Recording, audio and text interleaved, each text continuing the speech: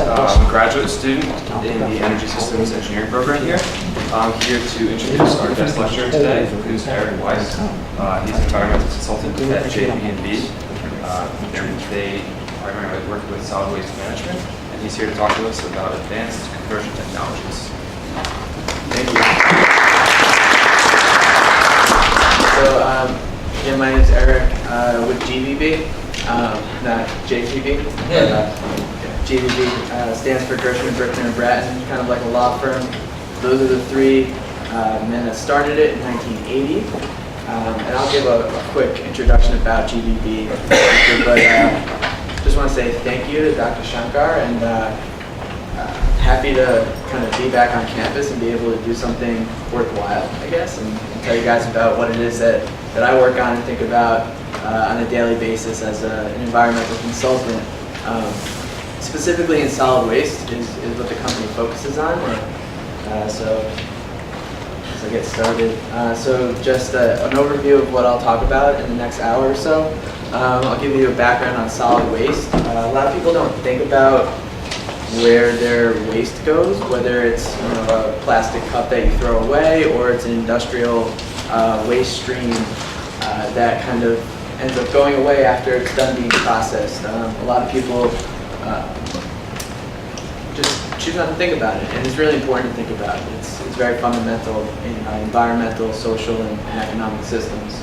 And then I'm going to review advanced conversion technologies and what it is I mean by that.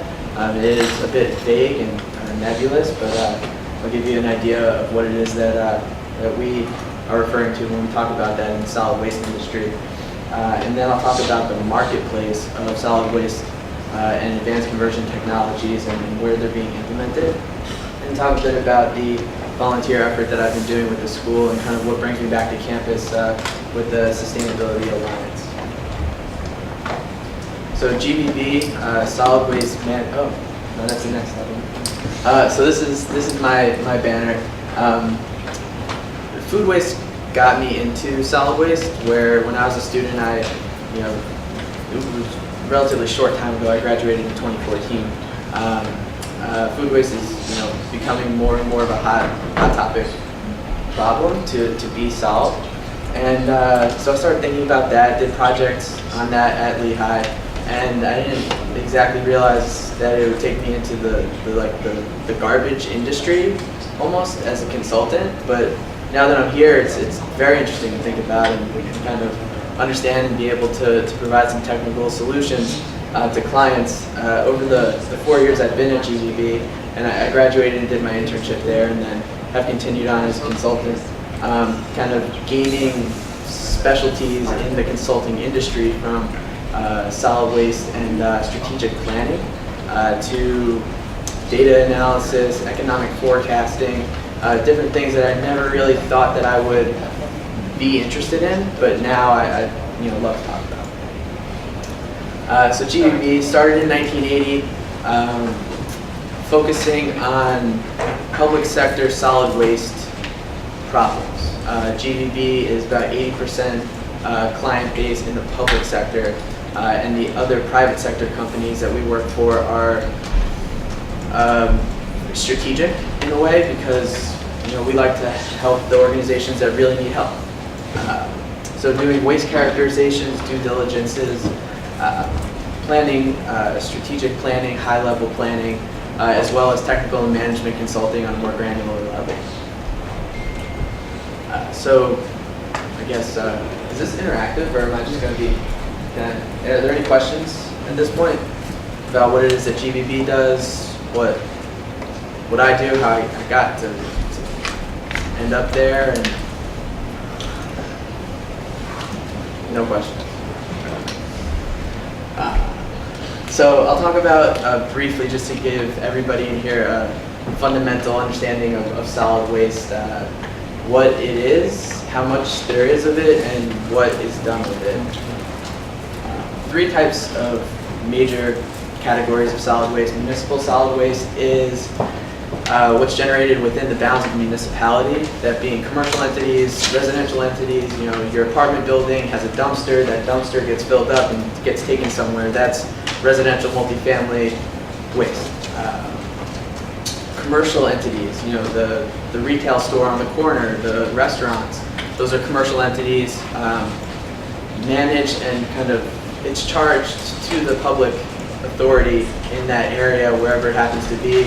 Right now we're in the city of Bethlehem, the county of Northampton, and those two entities are responsible for everything that is generated in terms of waste to make sure that the locality is a good place to live and it's worthwhile to live there.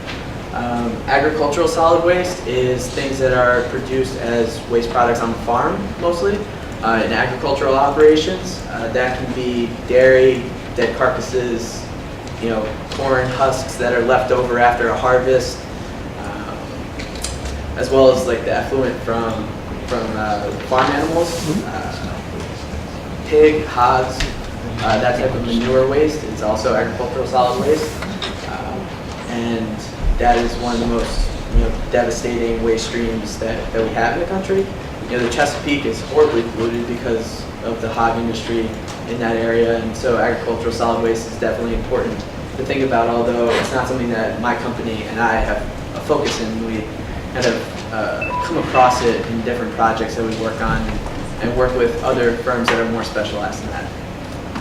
Industrial hazardous waste, this is medical waste, other kind of waste streams that come from manufacturing processes or large-scale operations that produce waste that is governed by RCRA.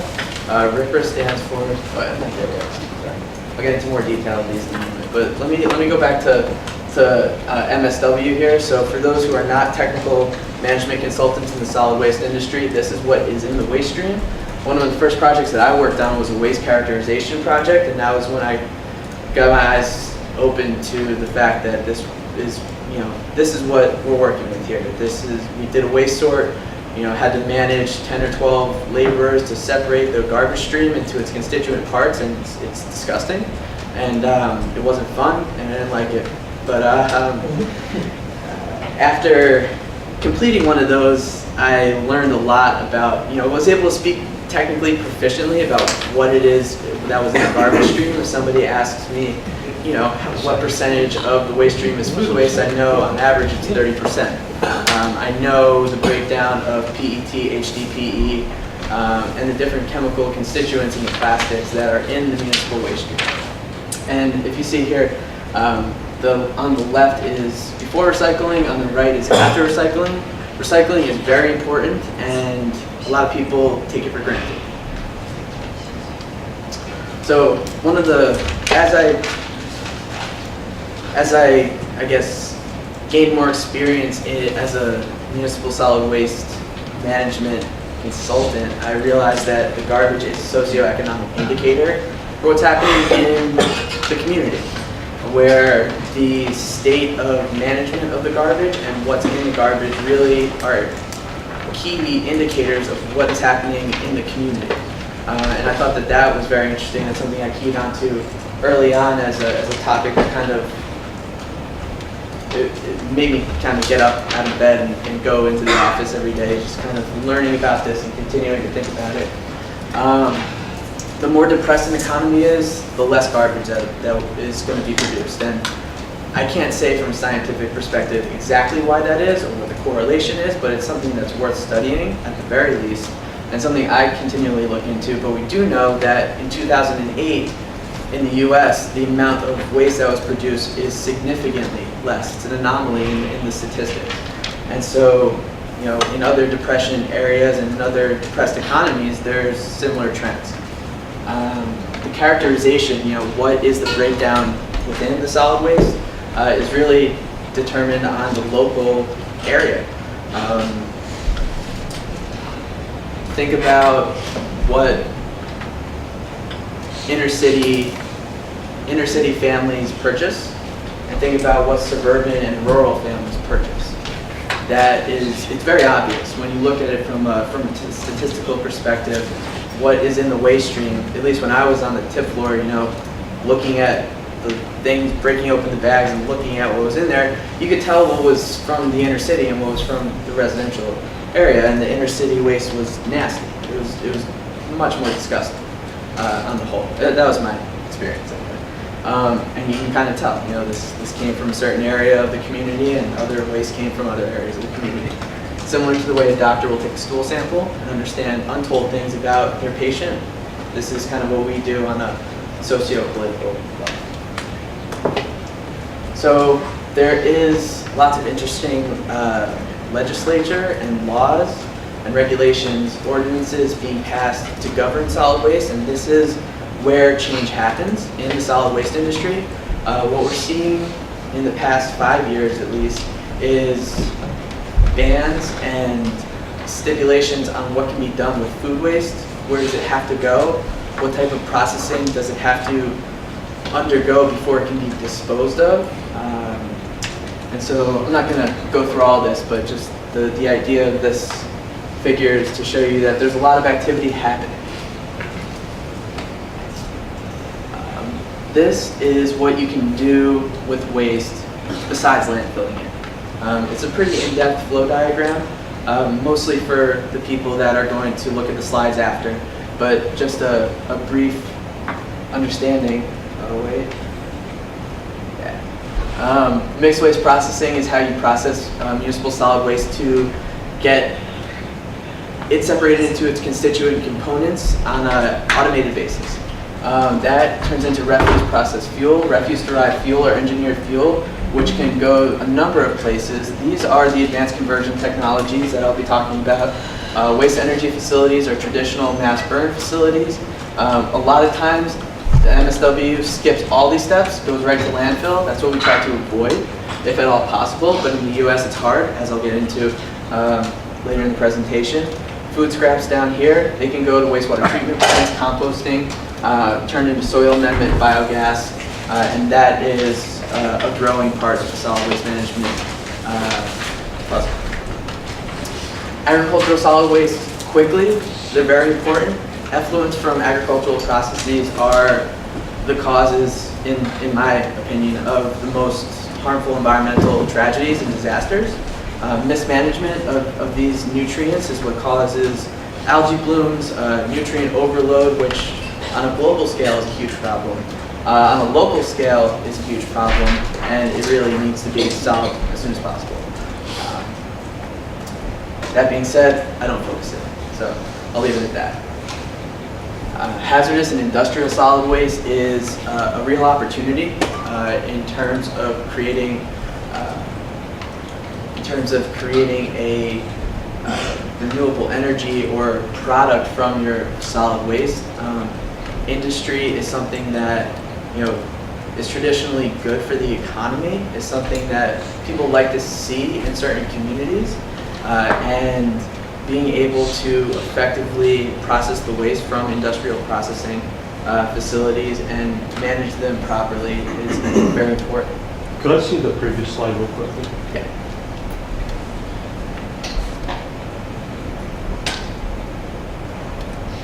Thank you.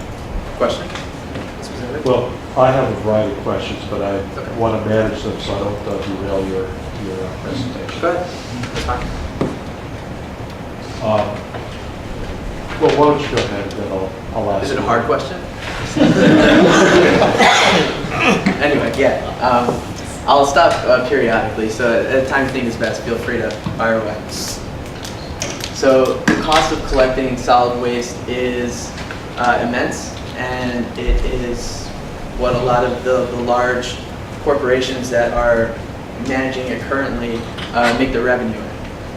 From Weiss Business Journal, this is where this data comes from. 62% of the industry's revenue in the solid waste management industry comes from collection. That's what people are paying for, and that's where the companies are making their money. Processing is only 12% of the revenue. This would be the material that gets dropped off at a waste processing facility, and how much that costs. And disposal is 26% of the revenue that the solid waste folks are making. So a solution that my company often offers is to think about what you can do to save on collection. And there's a lot of thought being put into this, at least from the activity in venture capital, Silicon Valley, thinking about the industrial Internet of Things and how to optimize solid waste collection systems in order to provide a cost savings where that savings can be put into the processing of the waste in a technologically advanced way, a way that's not available without a lot of money for R&D. Waste disposal, this comes from a report by EREP. I'm forgetting the acronym's name here, but they did a bottom-up study to understand where the waste is going. And there's, among academic circles, there's disputes about what this number actually is. The data is varied, it's scattered, it's collected at a state level and local level. It's hard to access, and it's hard to figure out what that number is. EREF did their best. They contacted every disposal facility and tried to understand what the amount of material is coming into that facility. As you can see in the U.S., 2/3 of the waste material is being disposed at landfills. That's something that environmental activists are trying to get away from. Relying on landfills, while the U.S. does have a lot of space for landfilling that's not similar to our international counterparts in Europe and Asia. The example that jumps to mind for me is Japan. Japan's very landlocked, space for landfill. They have a very robust waste energy facility as a solution. The U.S., while we have a waste energy industry, most of our material is buried in the ground, and that's sad to see. Other facilities out there, waste energy plants, recycling facilities, and composting facilities for organic waste. So this is the numbers on these facilities. There are lots of curbside recycling programs, and that's great to see. Curbside recycling is very costly, and the fact that in the U.S. we do it on such a wide scale is really great for collecting that material. Composting and anaerobic digestion, which I'll get into in a bit more detail here, are growing.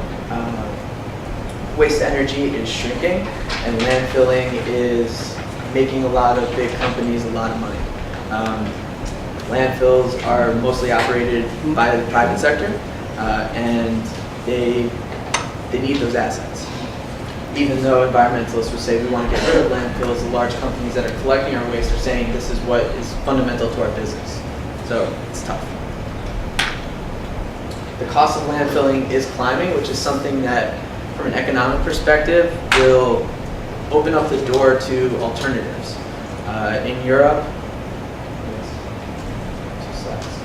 somewhere else in the presentation. That's with the waste energy section. In Europe, their landfills are taxed heavily, or there's bans, which causes the cost of disposal at those facilities to increase. Having the industry say, oh my God, we need to do alternatives. They turn to mechanical biological treatment facilities, heavy processing and capture of the energy in conversion technologies, where the amount of material is reduced by about 75%, and they dispose of much less material in landfills. The trends here show that is something that's possible. It's on the horizon in the U.S., but it's challenging.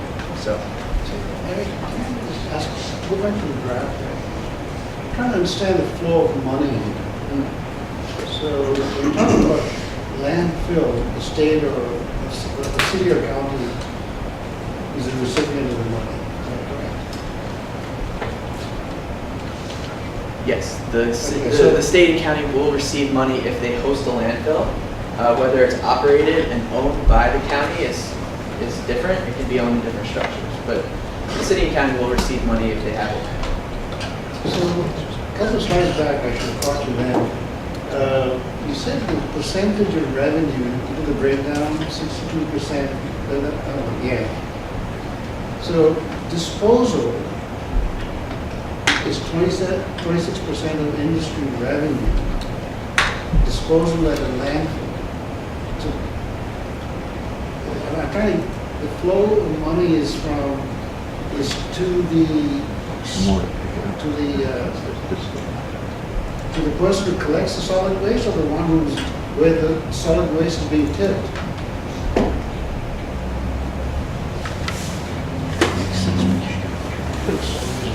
The majority, I'd say, to try to answer your question, the majority of money made by the solid waste industry is in the collection of it.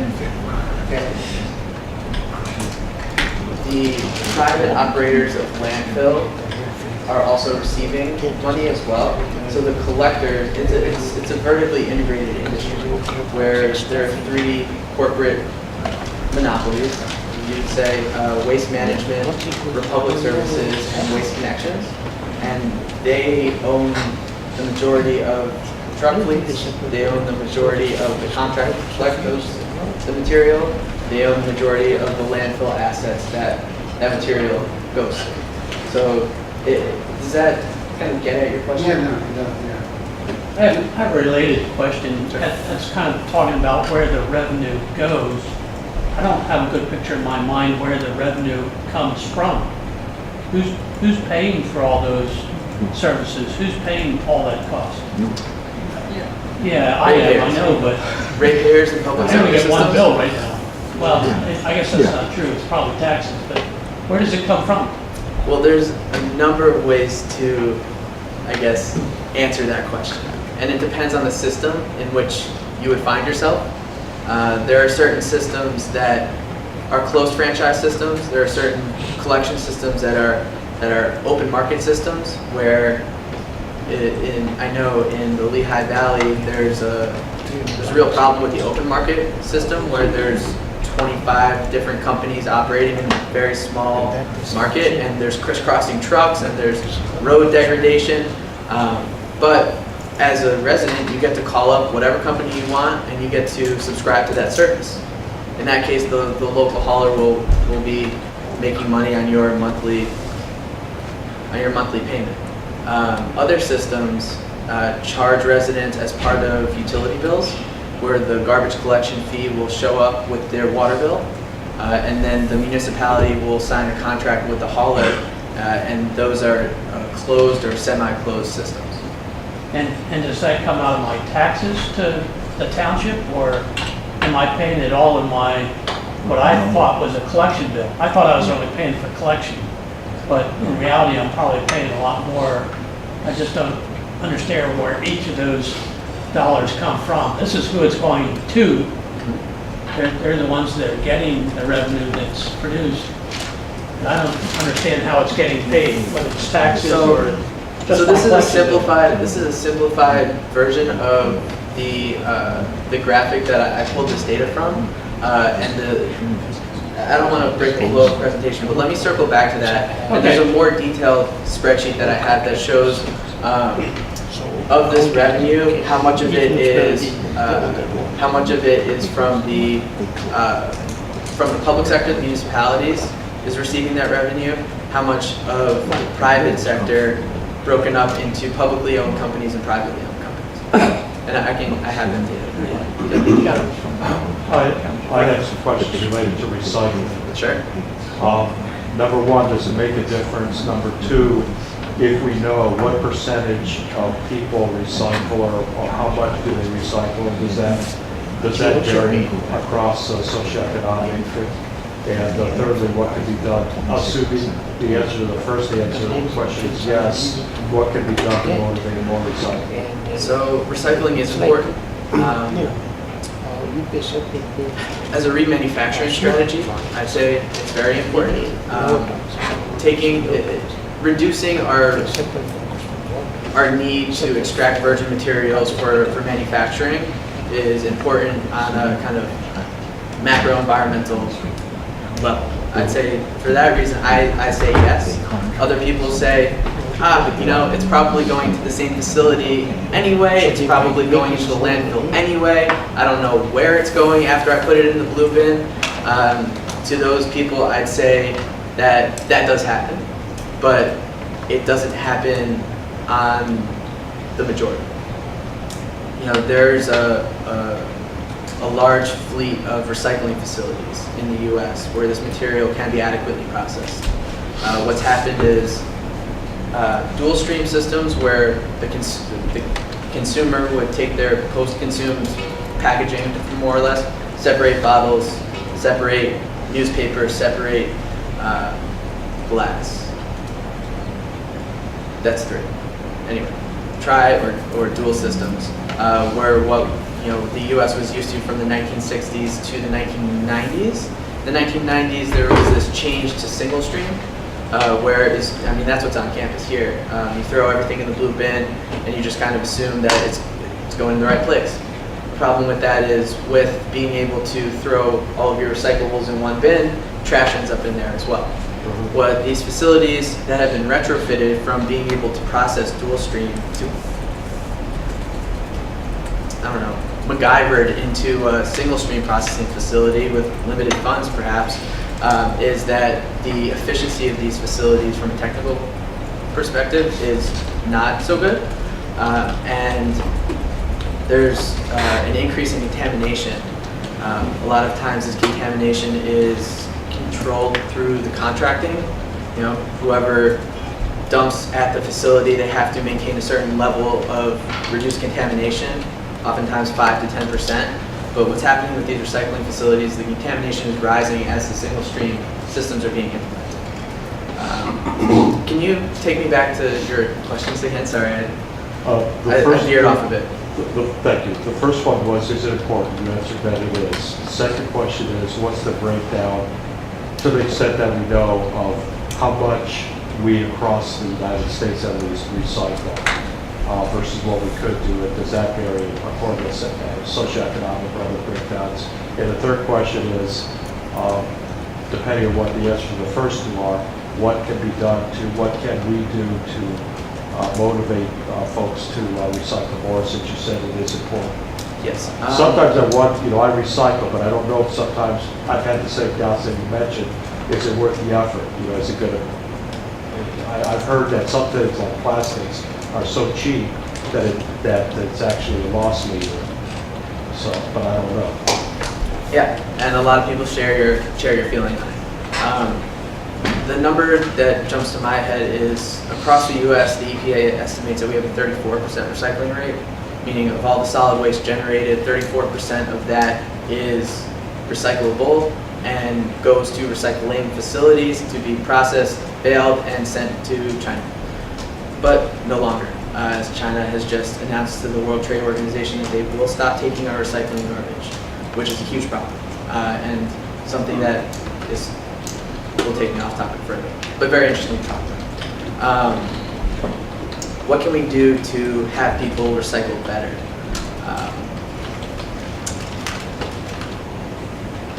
My answer to that is supporting local economic development to include this as part of their goals. It really takes the community to push the community to care about this.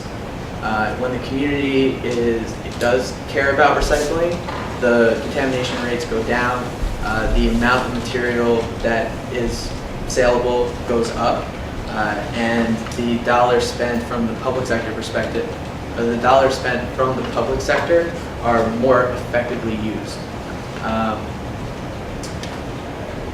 Yes, so my second answer to that is increase the diversity of recycling programs to include organics. Organics are 30% of the waste stream. They're hardly recycled. A lot of times on the West Coast, these organics recycling programs are implemented, but it's a new thing. It's costly to put a bin for people to separate their stuff in the kitchen. It oftentimes is contaminated, so the organics facilities that receive it are like, what are we going to do with all this plasticky food? It's just not going to make soil, and then we're going to give it back to the landfill anyway once it's composted. And that has its own benefits as alternative daily cover, but that gets into landfill engineering and what can be done with contaminated compost.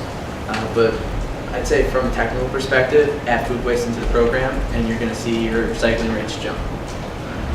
If you do what? Add food waste into recycling programs. What's the cost of contamination of the recycling stream? Like, as we've all gone to single stream recycling, but I know I'm a culprit sometimes of it doesn't go in, does not go in, I just throw it in there, hopefully it works, but obviously someone's got to take care of this mistake. What's the cost of that?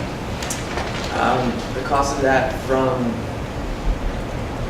well, there's a couple different perspectives you can look at the cost, and I'm going to try and answer this quickly so I don't go over too far.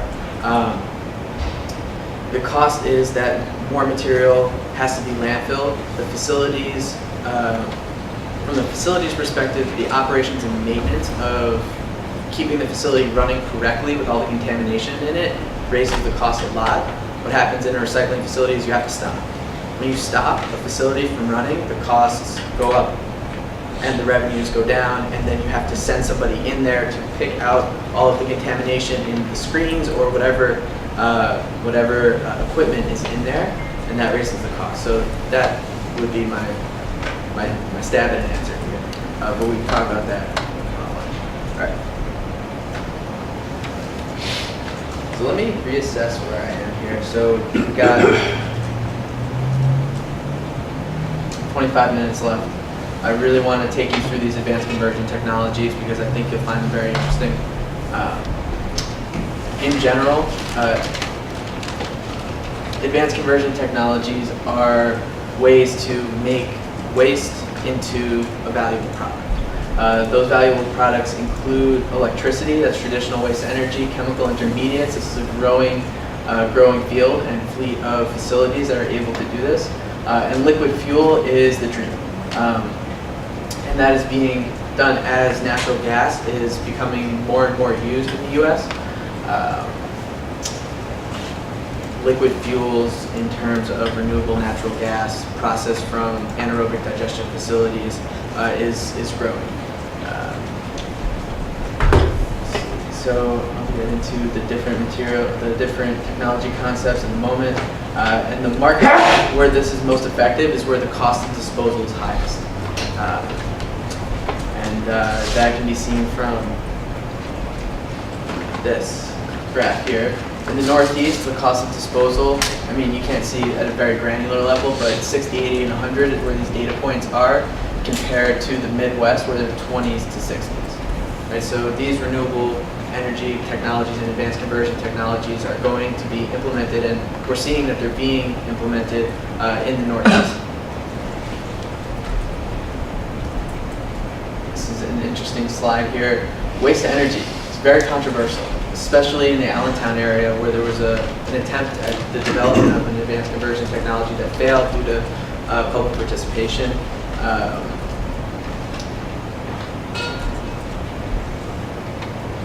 So, advanced conversion technologies, combustion, mass burn, waste energy.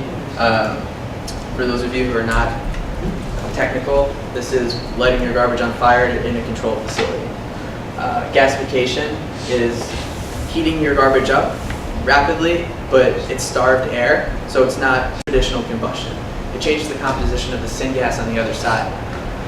Pyrolysis is similar to gasification, but if combustion, mass burn is lighting something on fire, creating a fire. Gasification is putting it in the oven, and pyrolysis is putting it in the oven, but not conventionally, where there's no air around whatever's being cooked. Anaerobic digestion, at its simplest level, is leaving organic waste in a pile and letting it rot. Mechanical biological treatment is the integration of certain systems with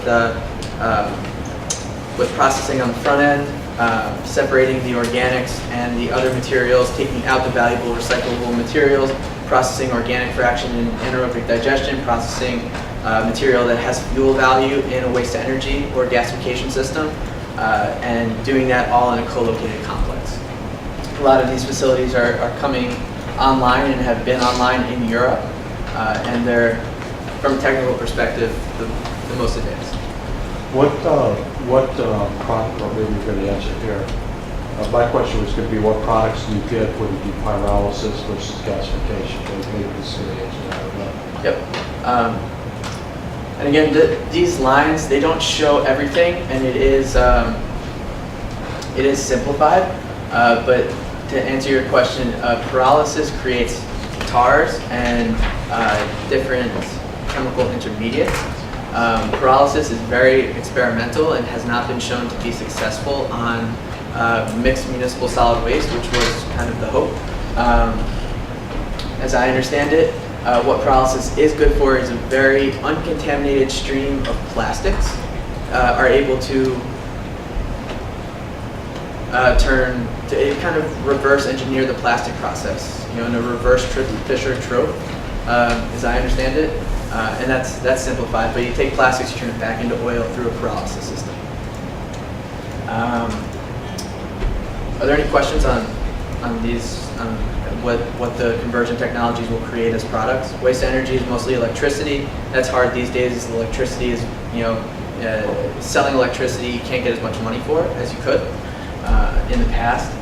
Anaerobic digestion facilities create biogas and compost, soil amendment. This is a lot of these facilities are going up on farms so that their hog waste, their manure, their dairy waste, poultry waste can go into these systems, and you can extract the biogas and process out other contaminants, and then it is safe to put on your field, so the runoff when it goes into the river is much less contaminated. Ethanol fermentation, this is experimental. I'll get to a facility that's doing this. Aerobic composting is tried and true. Windrows or enclosed systems with blown air through them in order to degrade organic material. A lot of these systems are simply leaves in a composting facility. When you add food waste, you add complication. The facilities that have tried to add food waste are riskier. Some of these facilities have failed, namely one in Pennsylvania that was kind of the shining star, and then the odor problems happened, and then the local jurisdiction said that you need to get this under control. They couldn't get it under control. There was legal action. It was an example of a composting facility trying to take food waste, trying to address this problem of food waste, and not being able to handle it from a technical standpoint. This is a good segue. The risk. These pyrolysis and gasification facilities, they're risky. When you scale up to commercial levels, the operational problems and the economics don't seem to work, although they still try, and they're getting better and better at it. Mixed waste composting is very risky because of the contamination issue. If you want to create soil amendment, you won't be able to. You can't grow good food in soil that has plastic in it. The plastic will become part of the food. RDF combustion, I'm just kind of jumping around here. RDF combustion is when you process mixed municipal solid waste in a slow speed grinder for size reduction. What you can do with this engineered fuel is process it at waste energy facilities. You can give it to cement kilns and coal-fired power plants in order to have a customer to take this engineered fuel, and that's a solution that my company works on for clients. Say that again, please.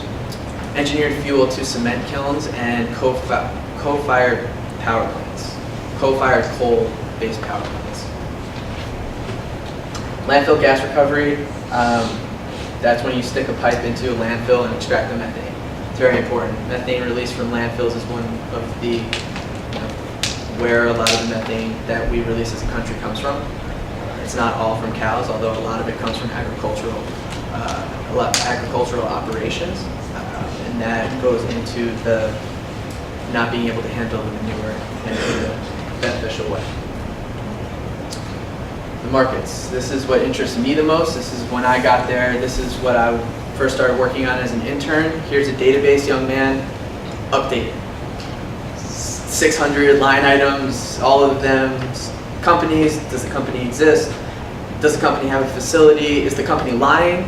Just being able to extract information from the World Wide Web and understand what's happening with an advanced conversion technology company and who's actually doing it.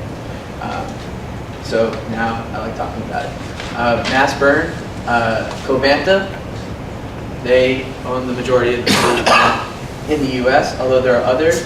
Wheelabrator owns a good majority of it, and Babcock & Wilcox is the company that built the newest facility here in Palm Beach County, Florida. This is a mammoth facility. 3,000 tons a day, 1 million tons a year, $670 for $1 million for construction, 10-year development process, starting with a very strong public education and outreach campaign. Emissions testing looks good. This just got started last year, and it's running. It's doing well. This is a traditional waste energy process from a technical perspective. Trucks leave waste in the pit, the crane puts it in the boiler creates ash, it creates combustion gases. Those gases are used to generate electricity, and then they are scrubbed through what has become the most important part of these facilities in order for them to maintain operations is the house scrubbing and environmental controls on the back end of the facility. Very expensive to put in, very expensive to retrofit old facilities with that, and as a result, sorry I'm jumping around here, the waste energy plants in the US has declined from its peak in 95 at 162 to now 76 and dwindling. My company was very involved in the development of a lot of those facilities, and the owners of the company are, they get really sad. They put years and years of their work life into making sure those facilities got up and are running, and everybody's happy, and now they're kind of going away. So there's a new fleet of technologies coming. Here's the European one. I'll get back to that in a moment. The economics holding these facilities back, landfill, we are able to dump cheaply, and that causes a problem for these facilities to continue to be built. They can't compete. Energy revenues, what was, you put garbage in the front door, you charge for it, you sell the electricity on the back end to the utility company. The utilities, as the power purchasing agreements expire, they will not renew them for nearly the same price. The viability of the facility completely evaporates, and a lot of these facilities are kind of stuck. They don't really know what to do. They have to close down. Europe has many more waste energy facilities than we do, and they're building them all the time. There's an economic reason for that. It's because they ban material from going to landfill before. They ban unprocessed material from going to landfill in certain countries. They highly tax it in other places. And the effect is that waste energy has much more opportunity to thrive, and it is. Can you go back a slide? No, when you were talking about the REX and the power purchase agreement. I don't know which slide that was.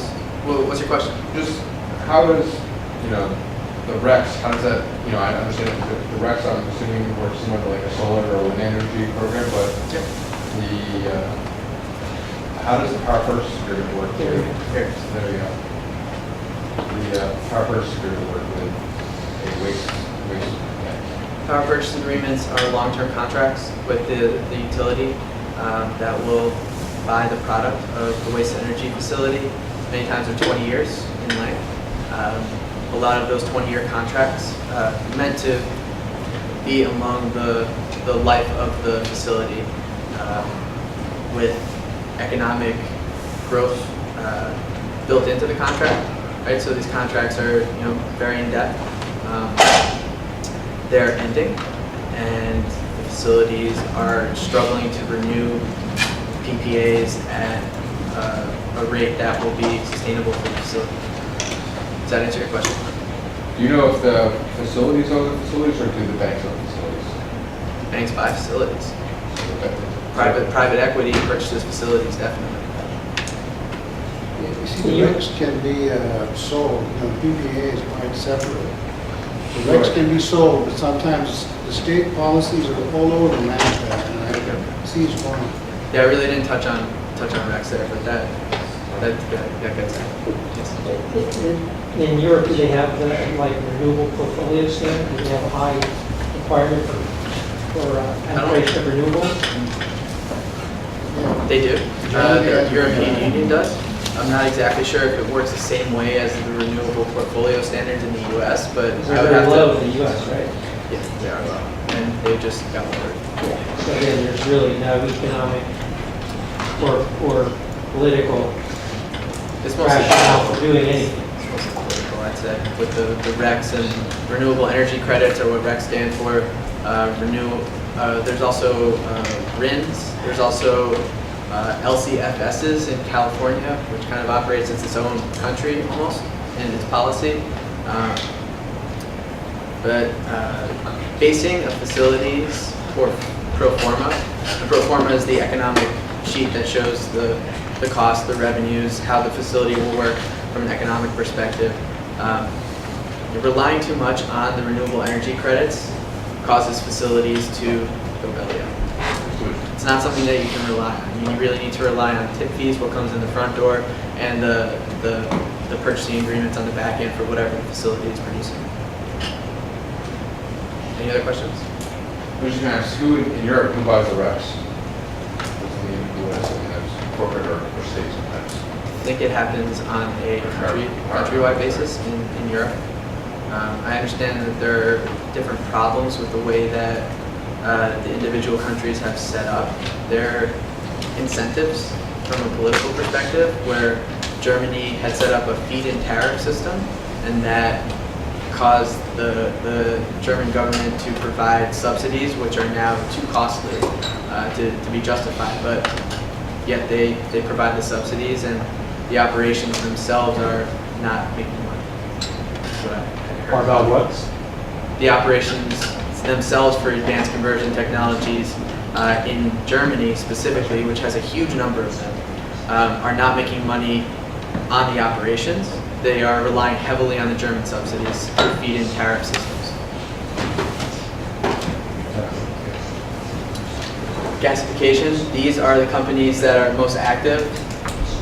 I'm going to be talking through this, so if there's anything you'd like me to slow down on, please let me know. I only have 7 minutes.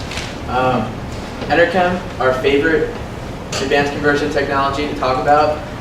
They have built a facility in Edmonton in Canada, and it's working. It's taking garbage, mixed municipal solid waste on the front end through an advanced processing system, very automated, to get the organic fraction of that.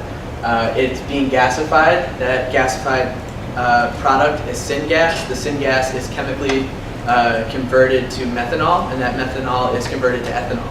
That is a garbage to ethanol system, and this is the first one that's working. From a flow, this is basically what I just described. Processed, fluidized gasifier, scrubbing towers, catalytic conversion to these biofuels and chemicals are the methanol and ethanol. This facility, what I'm seeing with facilities that are working is that they have a strong relationship to universities in that area. There's an incubator called Alberta Innovates. They invested heavily. They also have good relationships and partnerships with the municipalities in those areas. The municipality, the city of Edmonton, is the one that provides the waste for the facility and has been a big part of making the operations functional.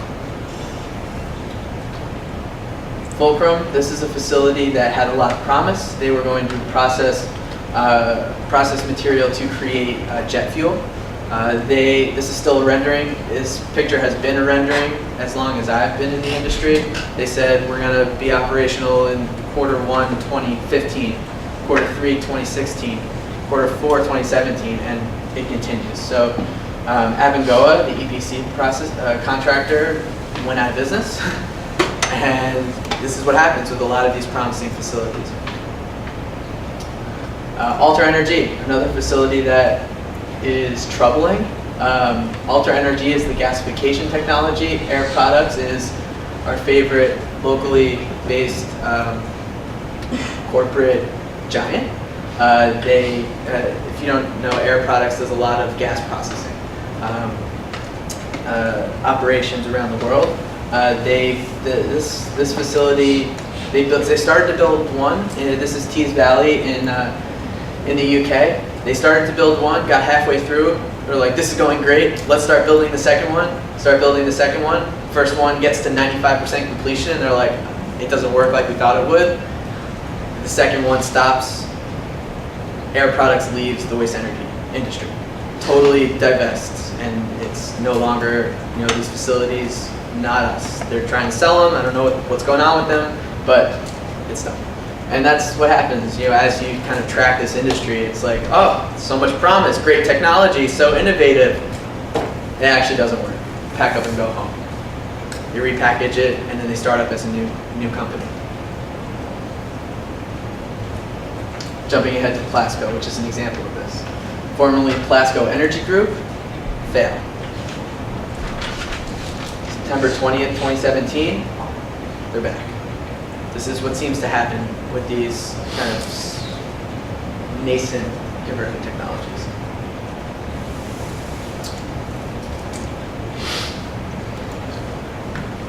Are there any questions?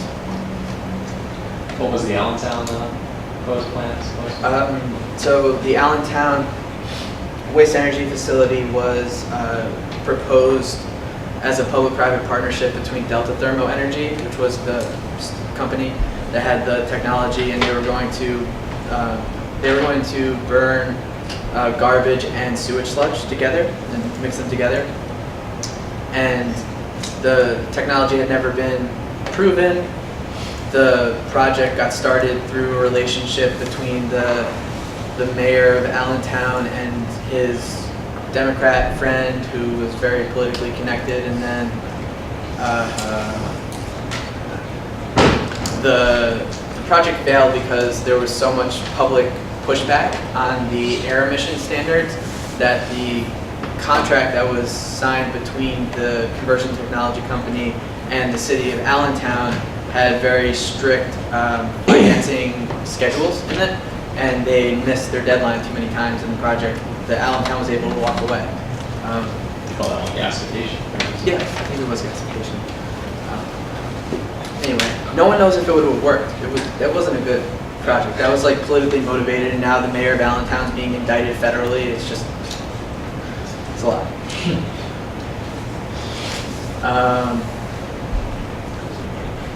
Let's see here. Anaerobic digestion is the answer to industrial food waste that isn't able to be sold. Large commercial entities like Wegmans, like Walmart, large grocers have a lot of food waste. There's a lot of reasons for that. I won't get into them now because I'm pressed for time. But essentially, this is what I keep my eye out for, the technology that will succeed, I think, on a commercial scale.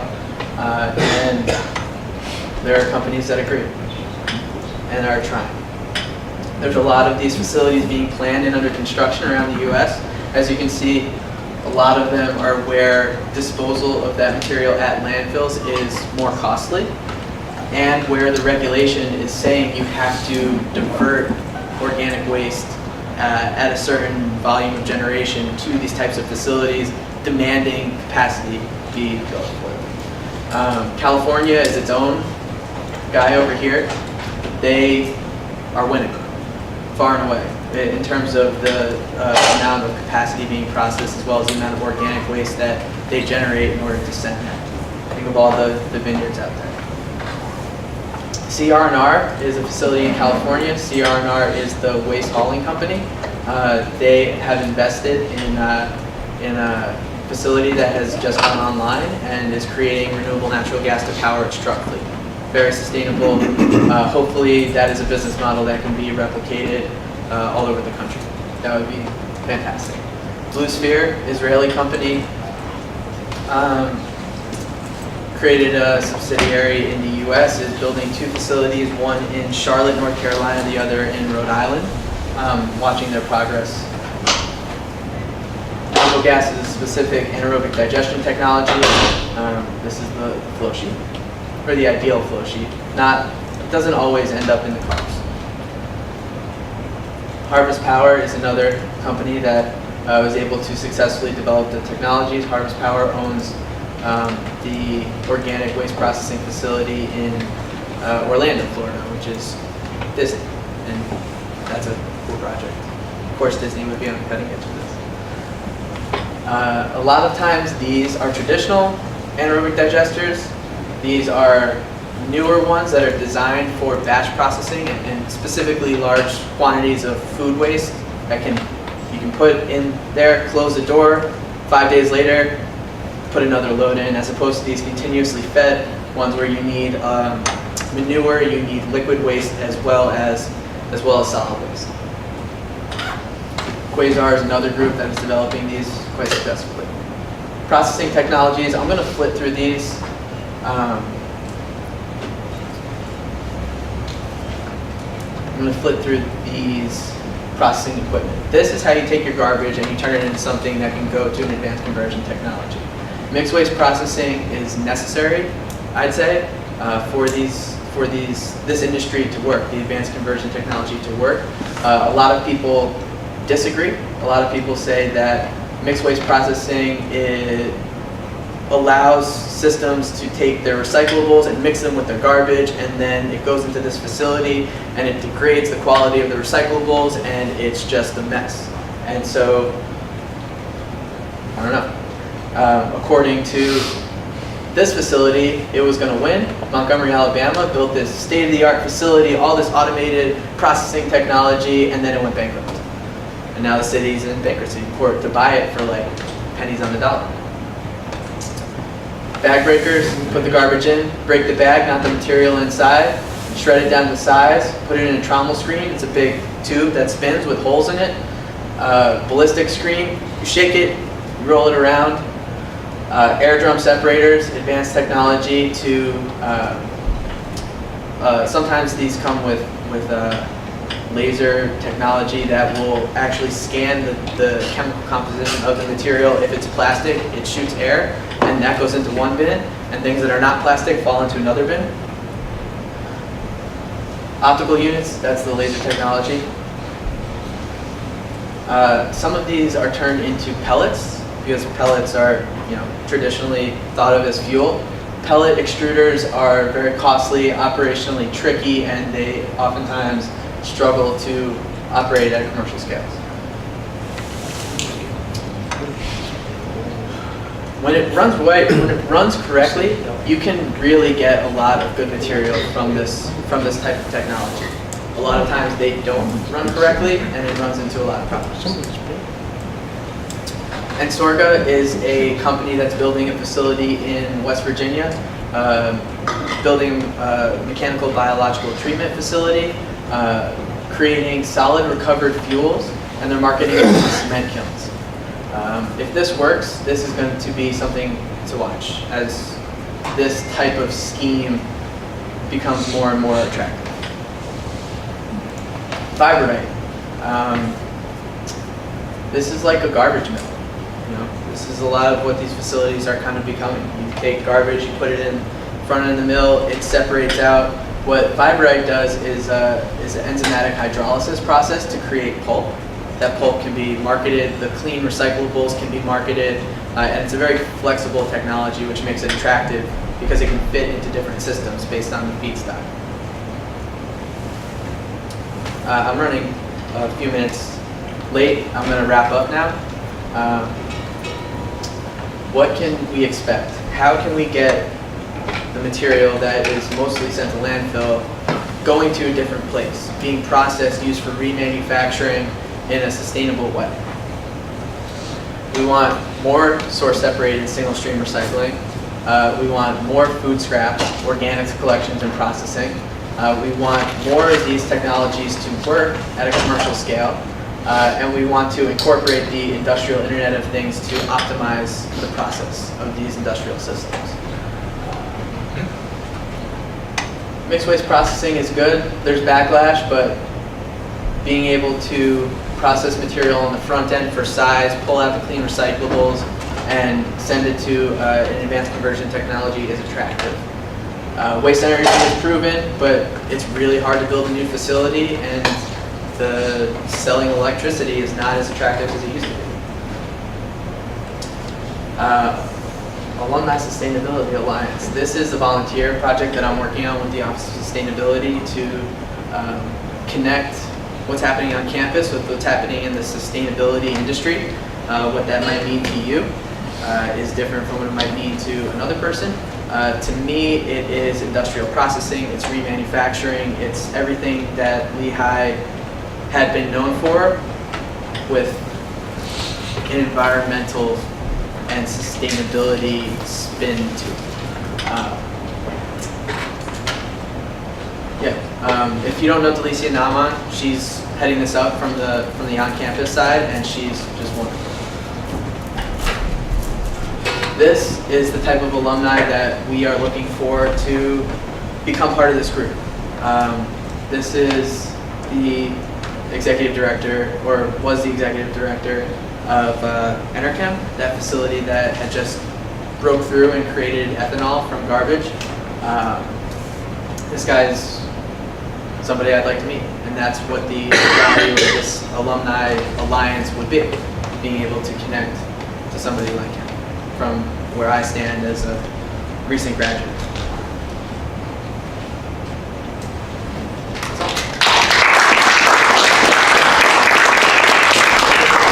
Thank you very, very much for coming. We have it huge. Can we get one more round of applause for Eric? On behalf of the Energy Systems Engineering Institute, we'd just like to say thank you, and here's just a small token of appreciation.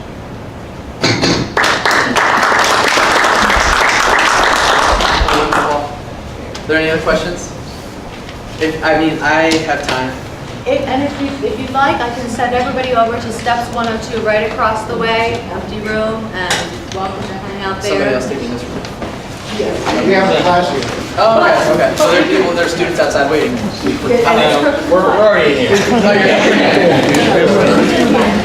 if everybody would just leave your survey with me, we collect those surveys to kind of get your feedback about what it is you're looking to see in a seminar, what you like about this seminar, and what else we can do. So please leave your surveys with me. And again, if anybody would like to stay and